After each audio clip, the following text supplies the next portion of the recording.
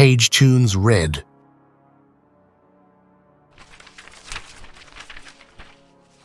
From the pages of Pagetunes magazine, monthly number 2, February 2024. Story and artwork by Michael Zigerlig. Corporate Covenant.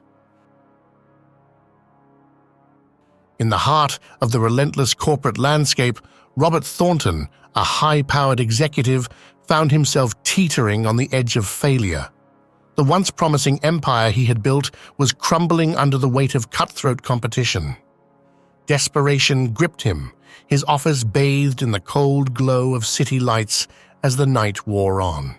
Robert's journey to this precarious point was not a tale of diligence and hard work. Rather, he had always been a person who sought the easy way out, avoiding the arduous path of dedication and commitment. His success, once celebrated, was now revealed as a combination of posturing and delivering mediocre products. The glittering facade of his achievements began to fade, exposing the foundation built on shortcuts and lackluster efforts. As the challenges mounted and the competition intensified, Robert's true nature became a liability. The strategies that had once seemed ingenious were now unraveling, and the consequences of his inclination for the path of least resistance were catching up with him. The very characteristics that had propelled him to the upper echelons of the corporate world were proving insufficient in the face of adversity. As Robert stared at the flickering screen of his computer, a sudden chill filled the room. The air thickened, and an otherworldly presence manifested before him. A grotesque figure stood in the shadows, naked and with pallid white skin and terrifying claws. Its head bore a semblance to that of a skull, while draped majestically around its form was a wing-like cloak fashioned from ethereal skin. "Dreaming of success, Robert?" A chilling voice echoed through the room. Startled, Robert stammered, "Who are you? What do you want?" "I am the bearer of prosperity, Robert," the entity hissed. "I offer you a pact, bound in blood and sealed in shadows. Your success, unlimited and unprecedented, in exchange for a small price." Robert's gaze was fixated on the abomination before him, an indescribable horror that defied the laws of nature. The entity extended a quivering contract toward him, the words on the parchment pulsating with an eerie energy. "What's the price?" Robert asked cautiously. "The souls of your employees," the entity replied, its voice dripping with malevolence. "A small sacrifice for the grandeur of unparalleled success." By incorporating a discreet clause into the standard employment contract, he would hold the power to surreptitiously relinquish the souls of his employees. This clause, seemingly innocuous to the discerning eyes of contemporary society, wielded an ironclad potency in the realms of the occult and supernatural. A moment of hesitation hung in the air as Robert wrestled with the weight of his decision. The allure of success proved too enticing, and with a trembling hand, he signed the contract. As the ink dried, a sinister grin stretched across the entity's face, sealing Robert's fate and initiating a chain of events that would lead him down a dark and treacherous path. As Robert signed the unholy contract, the air in the room thickened with an ominous energy. The demonic figure, with its pallid white skin and grotesque features, acknowledged the pact with a malevolent satisfaction. From that moment, Robert's company underwent a transformation. The once struggling business began to thrive, and success flowed like an unholy river through its veins. However, with each milestone reached, a darker undercurrent revealed itself. As the unholy pact unfolded, employees within Robert's company began to vanish one by one, their disappearances shrouded in an unsettling mystery.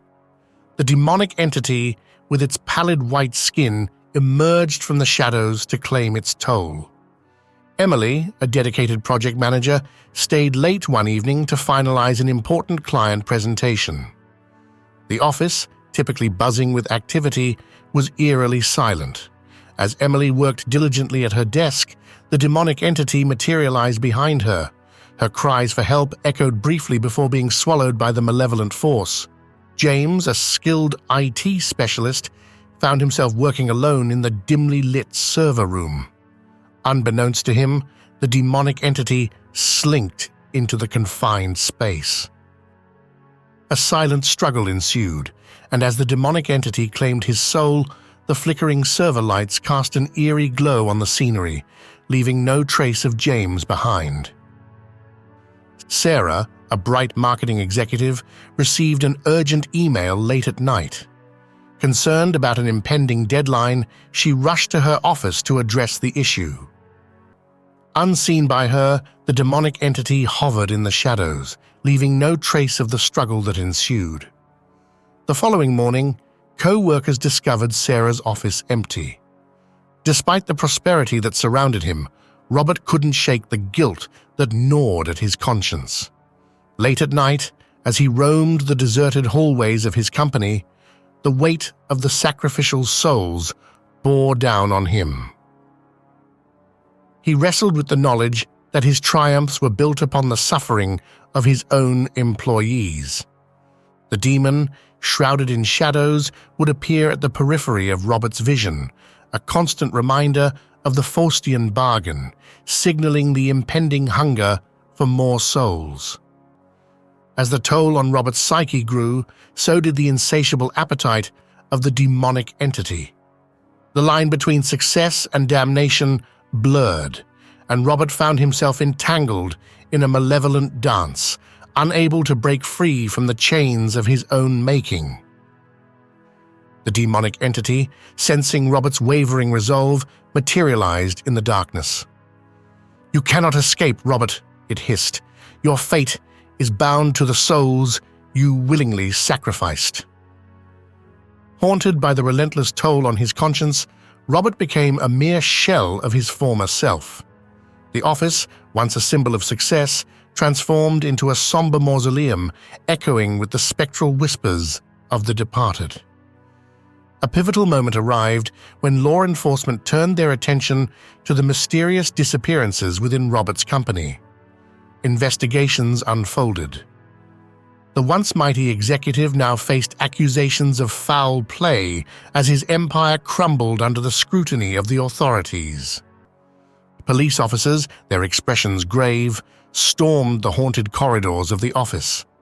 Colleagues who had once admired Robert now regarded him with suspicion and fear. The atmosphere within the company had shifted from reverence to apprehension. Interrogation rooms became chambers of relentless questioning, with investigators delving into every nuance of Robert's professional and personal life. Days turned into a ceaseless barrage of inquiries, each attempt to extract the truth from him met with frustration. The tale Robert recounted of the sinister pact, the shadowy entity, and the malevolent clause woven into the employment contracts seemed nothing short of fantastical to those who sought the cold, hard facts. The legal system, unswayed by the supernatural narrative, charged him on grounds of circumstantial evidence. In courtrooms draped with an air of judgment, Robert faced the harsh reality of a trial. The proceedings, a clash between the earthly realm of legalities and the occult forces he claimed to be entangled with, unfolded with a relentless march toward judgment.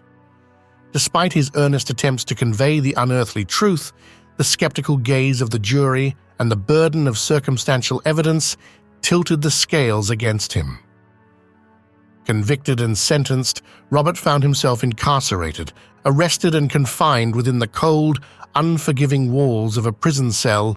Robert felt the weight of the demonic pact press upon him.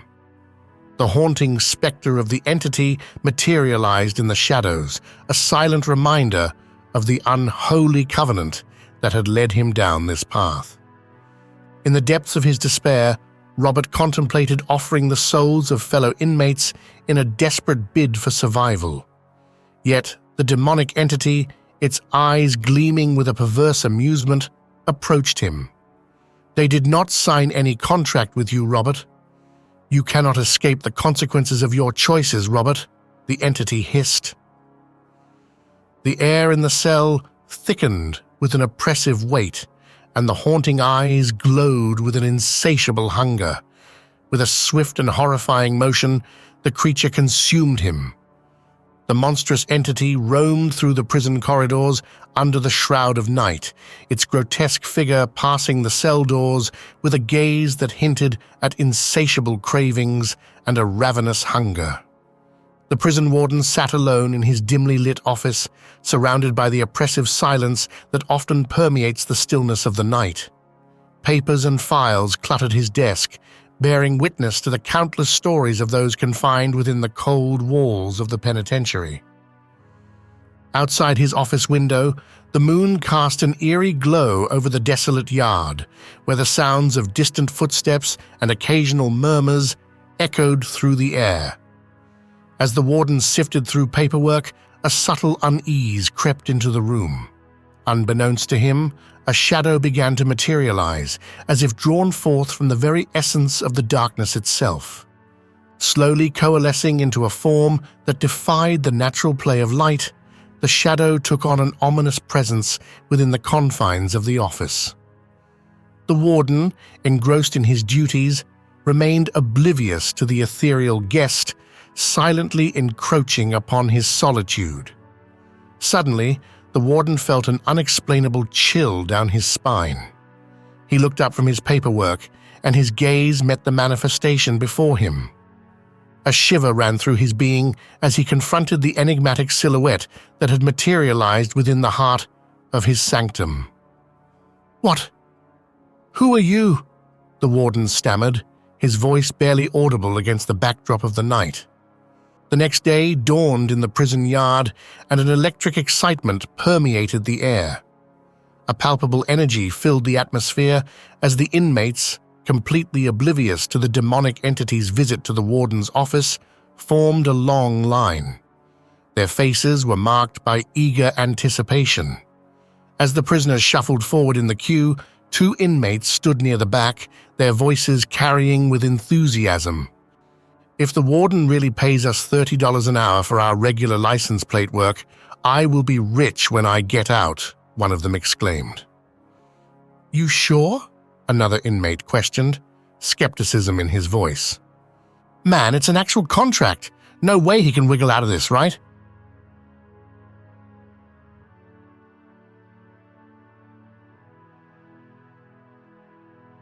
If you've been captivated by the magic of this audiobook, here's how you can immerse yourself even further and support the creation of more enthralling tales for your enjoyment. Unlock the ultimate listening journey with a yearly subscription on pagetunes.com. No interruptions, ad-free, and exclusive access to the full library of audiobooks and ebooks. Download and enjoy captivating stories offline, anytime, anywhere. Whether through subscription or individual purchases, you play a vital role in bringing more enchanting stories to life. Explore the merch store. From cozy hoodies to stylish mugs and much more, every purchase directly contributes to crafting more thrilling tales for your pleasure. Thank you, and happy listening.